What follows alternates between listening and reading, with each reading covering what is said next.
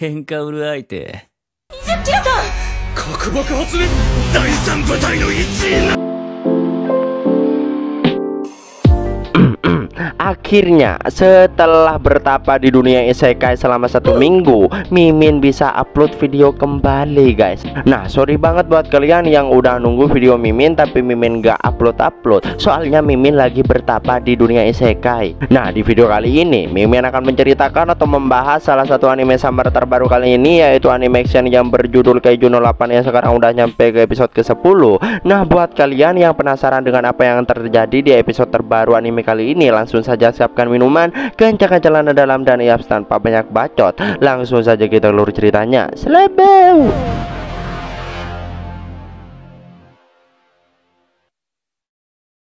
Setelah wakil Kapten Hoshina berhasil membuat si Cecungo Kaiju no 10 hampir modar, tapi bukannya modar, Kaiju laknat ini malah berubah makin besar guys. Bikin hidup makin repot aja di dalam ruangan pengamat. Semua orang tentu terkejut dengan ukuran si Cecungo Kaiju ini yang ukurannya udah seperti gedung di sana. Okonogi sadar bahwa Kaiju berukuran besar seperti itu tak akan bisa dihadapi oleh Hoshina seorang diri, karena Hoshina keahliannya itu dalam memburu kaiju berukuran kecil. Si kaiju nampak berteriak yang suaranya sangat nyaring seperti ini. Bahkan Babang Kafka sampai pusing mendengarnya. Dia juga mempunyai firasat buruk terhadap Hoshina. Dengan itu dia langsung OTW ke tempat di mana Cecungo Kaiju itu berada. Di sisi lain, adu mekanik antara Hoshina versus Kaiju udah dimulai. Hoshina menggunakan teknik ketiganya, yaitu tebasan pembalik. Meski berhasil membuat cukup banyak goresan di tubuh Kaiju, tapi dengan ukurannya yang sangat besar, tentu luka gores tidak berasa apa-apa baginya. Meski begitu, Hoshina tidak menyerah begitu aja. Dia terus menyerang Kaiju meski dirinya sadar itu tak akan berhasil melukainya. Okonogi tetap merasa kagum karena sebagai wakil kapten, serangan Hoshina itu mengikuti perubahan ukuran Kaiju. Tapi tetap saja pedang Hoshina yang mungil kesulitan melukai tubuh Kaiju tipe raksasa.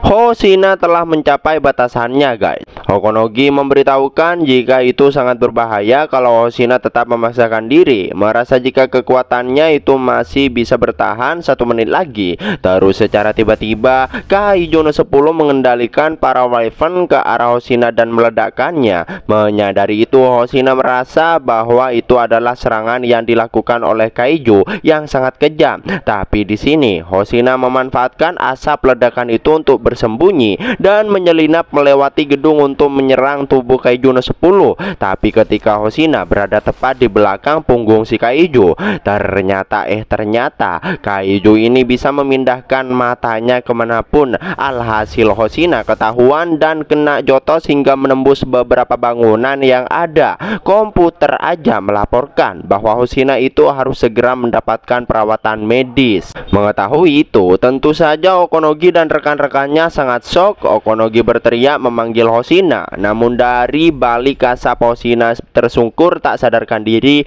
Kita lalu ditunjukkan ingatan Hoshina yang mana ayahnya bilang andai saja Hoshina lahir di zaman Edo, pasti dia akan dianggap jenius dan dikagumi. Tapi sekarang bukan zaman pedang lagi. Ayahnya menyuruh Hoshina agar tidak usah bergabung dengan tim pertahanan.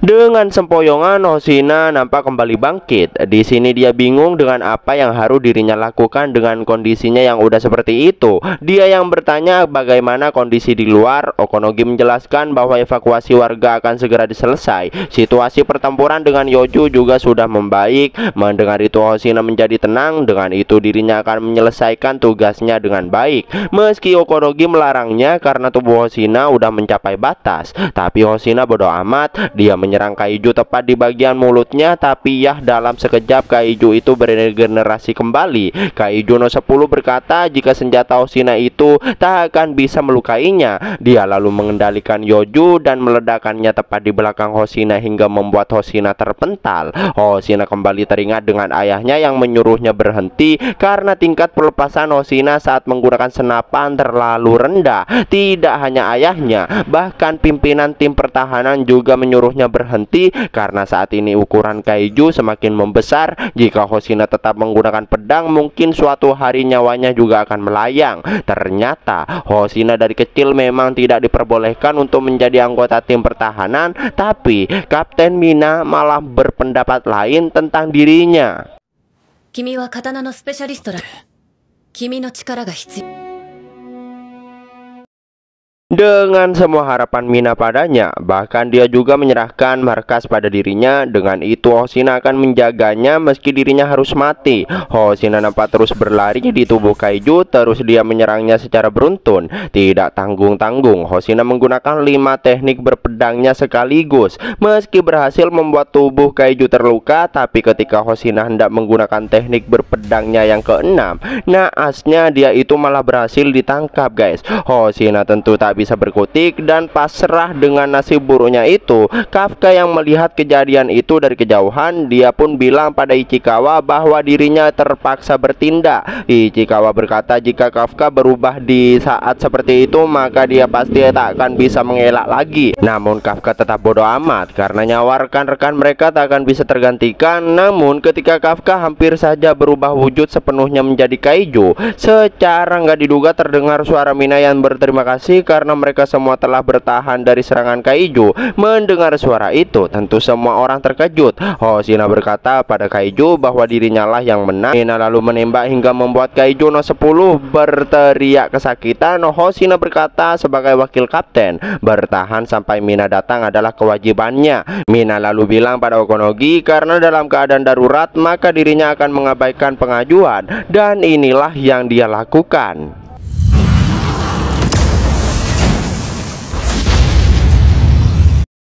Okonogi memberitahukan pada Mina bahwa inti kaiju berada di dekat vertebrata atau yang kayak tanduk-tanduk gitu, guys. Tepatnya di bagian keempat hingga keenam, ya di bagian punggung lah. Menyadari jika kaiju itu tetap tak bisa dikalahkan dengan mudah. Dengan itu Hoshina akan memaksakan diri lagi. Dia maju dengan sangat cepat, tapi kekuatan tempurnya sudah menurun menjadi 63%. Meski begitu dia terus menebas tubuh kaiju untuk mengurangi mobilitas dan membuat celah, tapi di serangan yang kedua Hoshina udah mencapai batasannya dan terjatuh. Di sini dia bingung dengan apa yang harus dirinya lakukan dengan kekuatannya yang menurun. Terus secara nggak diduga Kikoru muncul dengan kapak andalannya, tapi sayangnya Kikoru tidak bisa melukai tubuh si kaiju dan terpental. Nah di sini Hoshina mempunyai rencana yang mana dia akan melukai tubuh kaiju terlebih dahulu, lalu disusul dengan serangan Kikoru, dan tanpa banyak bacot mereka langsung melakukannya. Hoshina mencabik-cabik kulit kaiju dan menyuruh Kikoru untuk segera menyerang, dan inilah yang terjadi.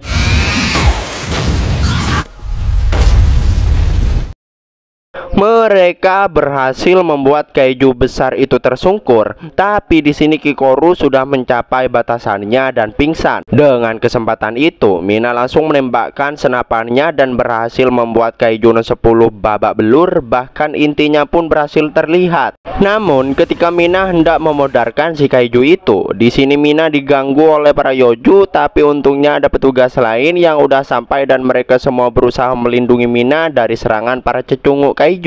Ditambah lagi Ikaruga dan kelompoknya juga udah tiba di sana. Hoshina menyuruh mereka semua agar tidak membiarkan si kaiju no 10 kembali beregenerasi. Hoshina terus maju menyerang dengan berlari di tubuh kaiju. Dia terus menebas tubuh kaiju meski kekuatannya udah hampir pudar. Ichikawa nampak juga menembak sambil melindungi Kikoru. Hoshina nampak terus bergerak. Dia terus memaksa tubuhnya yang udah mencapai batas agar terus bergerak. Menebas tubuh kaiju, dia terus membelah hingga akhirnya dia terjatuh tepat di depan mulut kaiju. Alhasil si kaiju itu pun hendak menyantap Hoshina. Namun di sisi lain Mina berterima kasih pada Hoshina. Dia sangat bersyukur menunjuk Hoshina menjadi wakilnya, dan sekarang giliran dirinya untuk menyelesaikan tugasnya. Mina melepas kekuatannya sebesar 96%, dan inilah yang terjadi.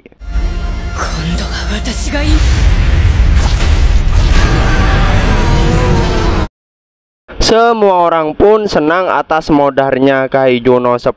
Setelah itu semua petugas nampak mengobati teman-temannya yang terluka. Kikoru yang duduk seorang diri lalu dihampiri oleh Shina. Di tengah itu mereka juga dihampiri oleh Mina. Melihat itu Kafka malah nangis anjir. Yang mana dia tidak salah memilih jalan. Itu adalah pasukan pertahanan yang dirinya impikan sejak kecil. Suatu hari Kafka ingin menjadi salah satu dari mereka. Namun Ichikawa berkata jika itu masih baru permulaan, dia mengajak Kafka agar berusaha bersama-sama. Mereka bertiga yang membahas mengenai pembasmian Yoju. Tapi tak lama Ikaruga datang dan berkata agar mereka menyerahkan Yoju padanya. Ikaruga menyuruh Mina beristirahat karena sepertinya dia itu telah menggunakan banyak kekuatan tempur. Namun anehnya di sini harimau milik Mina seperti merasakan sesuatu yang aneh. Dia mengaung menandakan akan datangnya bahaya. Dan ternyata dari atas langit tepat di atas mereka semua ada tumpukan Yoju yang berkumpul entah untuk apa itu, yang mana ternyata Okonogi melaporkan bahwa itu adalah bom Yoju raksasa dan diperkirakan kekuatan ledakannya setara dengan 20.000 NTT. Buset, yang mana itu setara dengan bom nuklir.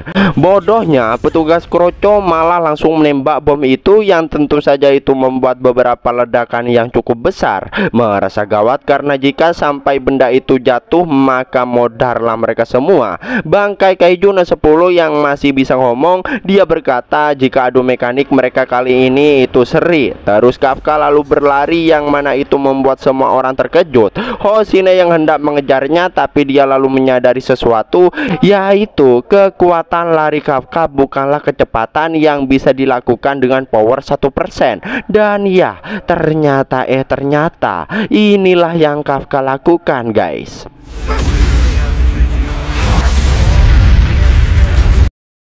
Sebenarnya Hoshina itu sudah curiga, tapi dirinya malah tertarik pada Kafka tanpa disadari, sehingga dirinya mengabaikan kemungkinan yang terjadi di depan matanya itu. Di sini Kafka meminta maaf pada Kikoru, Hoshina, Ichikawa, dan Mina karena dirinya tidak punya pilihan lain selain menunjukkan wujudnya dan menyingkirkan bom raksasa tersebut.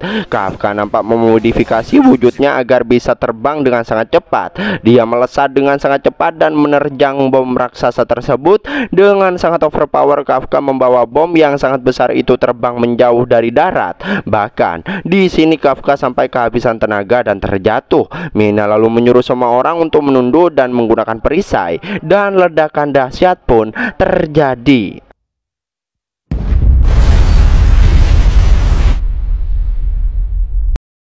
Setelah ledakan dahsyat dan semua orang tidak ada yang terluka, Kafka berkata bahwa dirinya telah mengacaukan semuanya. Meski udah tua, tetap saja dirinya bertindak gegabah. Terus adegan yang tidak ingin kita tonton pun terjadi, di mana Mina bersama pasukannya menodongkan senjata di belakang Kafka. Mina berkata bahwa Kafka sekarang udah ditangkap. Dan yaps, itulah akhir dari anime Kaijuno 8 episode 10. Nah, buat kalian yang penasaran dengan apa yang akan terjadi di episode berikutnya, makanya pantengin terus channel Anime Senpai. Jangan lupa like dan subscribe-nya. Terima kasih buat kalian yang udah nonton sampai akhir. Sampai jumpa di video berikutnya. Selepeu.